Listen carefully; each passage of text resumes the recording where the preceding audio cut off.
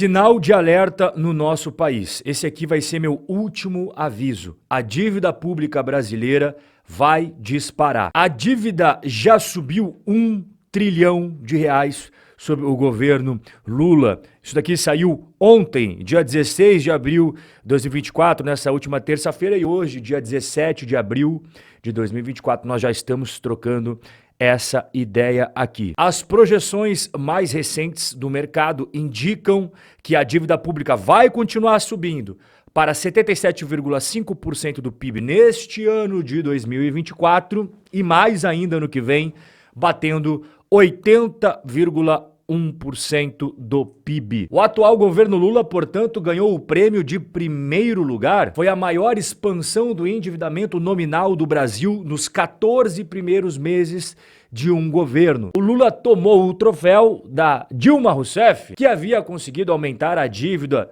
no mandato número 2 em 765 bilhões de reais nos seus 14 primeiros meses de governo. E você viu que aqui está escrito dívida bruta, mas afinal de contas, o que é a DBGG, ou seja, a dívida bruta do governo geral? Dívida bruta do governo geral são todos os débitos de responsabilidade do governo federal, INSS, governos estaduais e governos municipais. Importante ressaltar que aqui não entram as dívidas das empresas estatais, sejam elas federais, estaduais ou municipais. Esquece estatal aqui, beleza? Mas qual foi o crescimento da dívida e quanto que ela está hoje? A dívida cresceu 1 trilhão com T e 77 bilhões nos primeiros 14 meses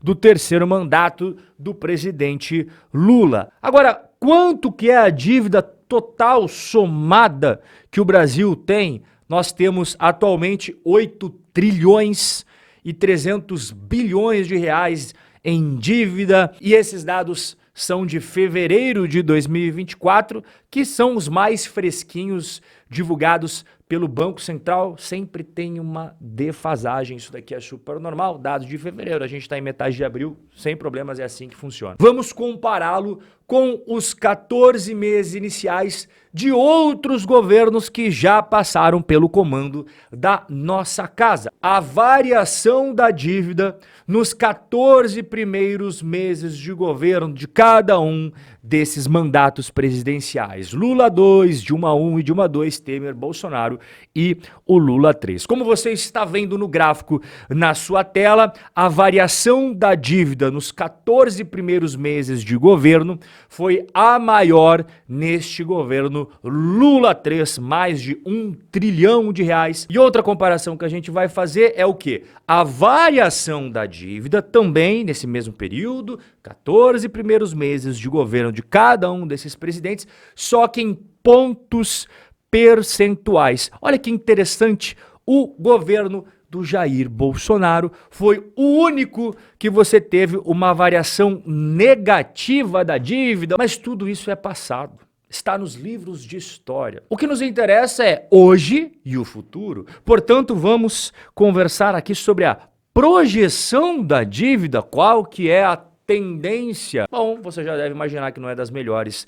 O Bolsonaro entregou a relação dívida-PIB em 71,7% em dezembro de 2022. Tivemos a mudança de governo, o Lula assumiu a partir de janeiro de 2023 e de janeiro de 2023 a fevereiro de 2024, a dívida pulou para 75,6%, a relação dívida-PIB. E as projeções mostram que ela vai subir para 77,5% ainda no final deste ano de 2024 e vai bater 80,1% em 2025. E como nós estamos no dia 17 de abril, 2 dias atrás, o governo anunciou a revisão da meta fiscal. E essa revisão não está computada nessas projeções aqui. Portanto, o que isso significa?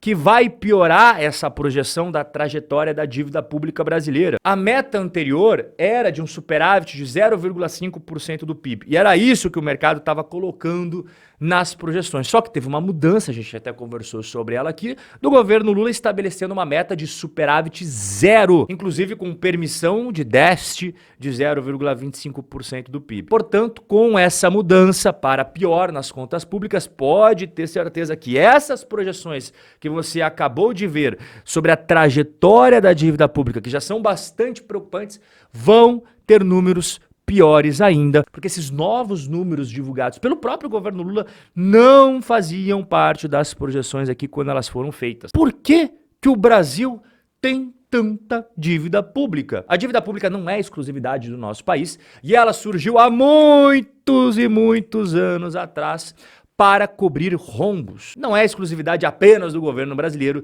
de sempre gastar mais do que arrecada. Acontece que quando você faz isso, arrecada isso daqui e gasta isso daqui, fica faltando dinheiro. E independentemente em qual lugar do mundo você esteja, qual língua você fale, esse buraco tem que ser tapado de alguma forma. O governo, portanto, tem 3 cartas na manga. A primeira é aumentar os impostos, só que isso é bem impopular. A segunda carta na manga é criar dinheiro do nada, mas isso gera inflação. E a terceira é pegar dinheiro emprestado, mas isso aumenta a dívida pública. Veja que cada escolha tem a sua consequência. E geralmente os governos do mundo inteiro usam um misto dos 3. Já que nós estamos falando da dívida pública especificamente aqui no nosso bate-papo, saiba que toda vez que o governo tem déficit fiscal, a dívida pública aumenta. E nós temos déficit fiscal no Brasil? Nos últimos 12 meses, as contas públicas acumulam um déficit primário de 268 bilhões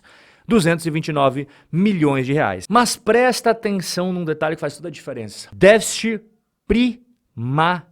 Existe uma diferença crucial aqui entre déficit primário e déficit nominal. E essa diferença eu vou explicar para você agora. Geralmente sai na mídia apenas o déficit primário, né? Receitas de um lado, despesas do outro. Se você gastou mais do que você arrecadou, é déficit. Mas existe outra coisinha que acaba sendo esquecida, que é fundamental para saber como é que está a saúde das finanças públicas. Isso aqui é muito pouco falado e é uma pena, porque isso aqui é muito mais realista, tem uma utilidade prática muito maior do que utilizar apenas o déficit primário. O déficit nominal é muito mais adequado. Déficit primário é como se na sua família você colocasse as receitas de um lado, as despesas do outro e não levasse em conta o quanto que vocês tiveram que pagar naquele mês de juros das dívidas que vocês têm para pagar. Isso não é muito realista, né? Pois é exatamente assim que acontece quando a gente só fala de déficit primário. O déficit nominal ilustra o cenário mais realista. Receitas, despesas e o quanto que pagou de juros da dívida pública. Isso que eu estou mostrando na tela para você é a trajetória mensal do nosso déficit nominal acumulado de 12 meses em bilhões de reais. Essa época aqui que nós superamos 1 trilhão de reais no acumulado de 12 meses foi a época do C19, fica em casa, programas assistenciais para tudo que é lado, o endividamento explodiu em nosso Brasilzão. Depois as coisas foram melhorando e a partir ali do finalzinho de 2022 e acelerou pesado em 2023 e 2024, o déficit nominal ele acabou engatando a 5ª marcha e está avançando cada vez mais. Nós não temos nenhum problema de saúde pública agora no Brasil, mas estamos com resultados fiscais muito semelhantes àquela época que nós tínhamos em 2020 e 2021. Extremamente preocupante o déficit nominal do nosso Brasilzão. Em resumão, o que você precisa saber antes de sair do nosso bate-papo de hoje? Enquanto o governo atual prosseguir gastando mais do que arrecada, se prepare para a deterioração das contas públicas. Vamos ter seguidos déficits primários e, mais importante, seguidos déficits nominais, como eu acabei de te explicar. E para fechar esse rombo, tem que sair dinheiro de algum lugar. E esse dinheiro sai do Tesouro Nacional através da grana que eles levantam em empréstimos, os títulos públicos, a dívida brasileira. E se você quer saber quais investimentos navegam muito bem nesse cenário e quais investimentos você tem que passar bem longe, sugiro você mandar um e-mail para contato@robcorreia.com.br para que a gente possa te apresentar a nossa consultoria de investimentos para seus investimentos no Brasil, seja em renda variável, seja renda fixa, como para investimentos no exterior, em dólar. O nosso bate-papo de hoje vai ficando por aqui, mas eu e você temos um encontro marcado amanhã neste mesmo lugar e neste mesmo horário. Forte abraço, fica com Deus e até lá!